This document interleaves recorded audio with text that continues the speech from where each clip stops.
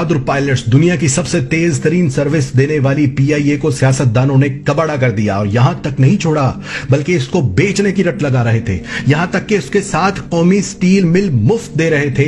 PIA की मिल्कियत America में मौजूद रोजवेलेट होटल गिरवी रख चुके थे, जिसकी नीलामी की तारीख मुकर्रर हो चुकी थी। कौमी एयरलाइन की service Kuwait, Iraq, Europe, America समेत मुतअद्दिद ममालिक में बंद की जा चुकी थी कि PIA आज बंद हुई कि कल। और फिर इसी इमरान खान ने PIA को कर्ज की दलदल से निकाला, उसके होटल रोजवेलेट का सारा कर्ज उतारा, कुवैत समेत तमाम ममालिक के लिए एक एक करके PIA को फिर से चला दिया। और सुनो, अब पायलट्स की ट्रेनिंग के लिए खित्ते में सबसे पहले जिसने डिजिटल मशीनरी खरीदी है उस मुल्क का नाम पाकिस्तान है। बैंक गरीब को जूते की नोक पर रखते थे।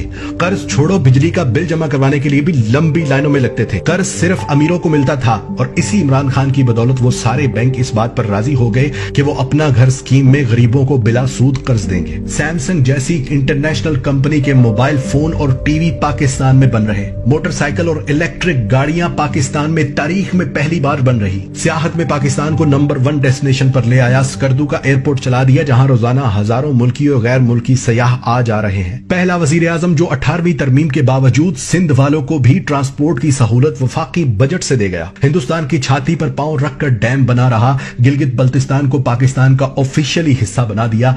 अफगानिस्तान और अमेरिका की 20 साल से चल रही जंग खत्म करवा दी। परदेशियों के लिए रोशन डिजिटल अकाउंट्स खोलने की सहूलत दे दी। नादरा के बाहर लगी लंबी लाइनें खत्म कर दी। किसी प्राइवेट इंश्योरेंस कंपनी के तर्ज के दफातर बना दिए जहां औरतों मर्दों के लिए अलहदा इंतजार गाहें, एयर कंडीशन की सहूलत। नए दरख्त लगाना तो दूर, यहां हजारों दरख्तों के रोजाना काटने की खबरें चलती थी।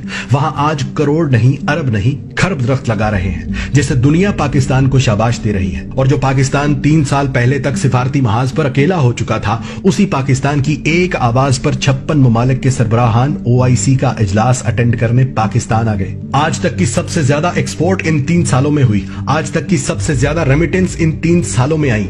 आज तक की सबसे ज्यादा तेज इंडस्ट्री इन 3 सालों में शुरू हुई। अब मुझे बताओ कि मैं इमरान खान को किस चीज के लिए ब्लेम करूं? अमीर गरीब को एक निसाब देने के लिए, परदेशियों को वोट डालने का हक देने के लिए, किसान को फसल का पूरा मुआवजा देने के लिए, अरबों से अपने परदेशियों से बराबरी का सलूक करने की दरख्वास्तें करने के लिए, अमेरिका को एब्सोल्युटली नॉट कहने के लिए, मोदी को साड़ियां और आम भेजने की बजाय रिटेलिएशन की धमकी देने के लिए, अक़वाम मुत्तहिदा में ला इलाहा इल्लल्लाह कहकर हम लड़ेंगे का नारा लगाने पर, गरीब अमीर का एक जैसा इलाज करवाने पर, जखीरा अंदाजों के खिलाफ तहरीक चलाने पर, एक्सपोर्ट बढ़ाने और इम्पोर्ट को रोकने पर, पुलिस को अवाम दोस्त बनाने पर, सहाफियों को झूठ बोलने पर सजा देने पर, किस चीज पर मैं ब्लेम करूं उसे? भाइयों, कोरोना के बावजूद इस शख्स ने अल्लाह की मदद से 70 साला पाकिस्तान की तारीख के मुकाबले में वो काम किए हैं कि अल्लाह की कसम मुझे अब इस पर कोई शक नहीं कि इस शख्स के साथ अल्लाह की तरफ से खास रहमत है।